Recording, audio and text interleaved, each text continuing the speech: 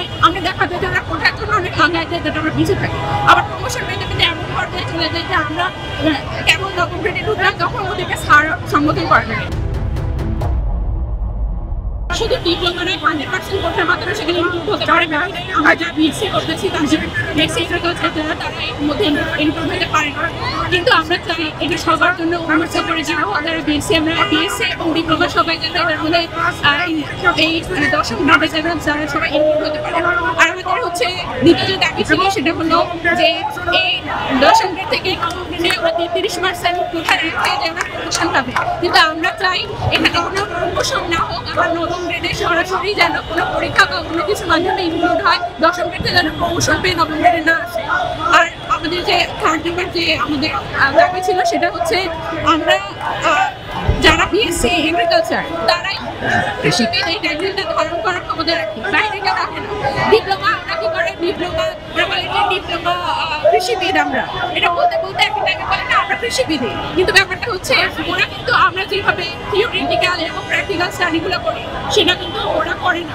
ওরা হচ্ছে SSC pass করে চলে আসে এখানে, হয়তো 2-3-4 বছর একটা কোর্স করে পরে ওরা কি করে এখানে সকল যে ফ্যাসিলিটিসগুলো সেটা পেয়ে যায়, কিন্তু ওরা কিন্তু যে তথ্যগুলো থাকে আমরা কিন্তু অনেক ভালোভাবে পড়াশোনা করে রিসার্চ করে কিন্তু এটা করে না, কিন্তু ওরা যে ফ্যাসিলিটিসগুলো পায় আমরা দেখা যায় যে আমরা কোথায় জন্য অনেক আগায় যায়, যেটা আমরা পিছিয়ে থাকি।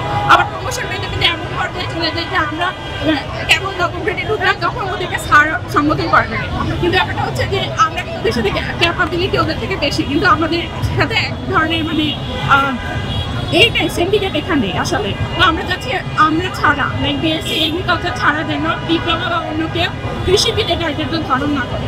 হচ্ছে আমাদের দাবিটা যৌক্তিক, এখন সরকার যদি যৌক্তিক দাবির সাথে সাপোর্ট করতে চায় তাহলে অবশ্যই সেটা আমাদের দিকে আসবে, কিন্তু যদি তারা চায় যে না যেটা আগে থেকেই চলতেছিল সনাতন যে পদ্ধতি আগে থেকে প্রতিভাবে চলতেছিল এর মধ্যে কোনো ঝামেলা না আসুক বা এরকম কিছু এরকম যদি তারা ভেবে থাকে তাহলে তারা জানে তারা কোন দিকে সাপোর্ট করতে চায়। গতকালকে ঘটনা খুবই লজ্জাজনক। আসলে আমরা যখন আমি জুলাই আন্দোলনেও ছিলাম, তো জুলাই আন্দোলনের প্রথম দিকে এরকম হয়েছিল যে আমাদের দাবিটা অযৌক্তিক হিসাবে ধরে নিয়ে আমাদের উপরে সব রকম অত্যাচার করা শুরু হয়ে গেছিল, এবং আমরা পরবর্তীতে ঘটনাগুলো আমরা পর্যায়ক্রমে দেখতে পেলাম। তো এই মুহূর্তে আমরা আসলে খুবই হতাশ বলতে গেলে, তারা একটা যৌক্তিক দাবি উপস্থাপন করেছে এবং পুলিশ তাদেরকে লাঠিচার্জ করছে, এবং এটা আসলে খুবই খুবই দুঃখের ব্যাপার ছিল। কিন্তু যদি আমরা দেখতে যাই যে ওদের দাবি পুরোপুরি সম্পূর্ণরূপে যৌক্তিক ছিল, কিন্তু এটা এই মুহূর্তে আসলে আমাদের কিছু আর বলার নেই। আমরা খুবই লজ্জায় পড়ে গেছি এবং আমরা দুঃখজনক, এই ব্যাপারটা আসলে দুঃখজনক। এই জন্য আমরা তাদের সাপোর্টে আমাদের দিক থেকে যে আমাদের হেনস্থা করা হচ্ছে সেই ব্যাপারটাকে তুলে ধরছে, কিন্তু এটা এক ধরনের তাদেরকে সাপোর্ট করা, কিন্তু তারাও এইরকমই একটা জিনিস ফেস করেছে।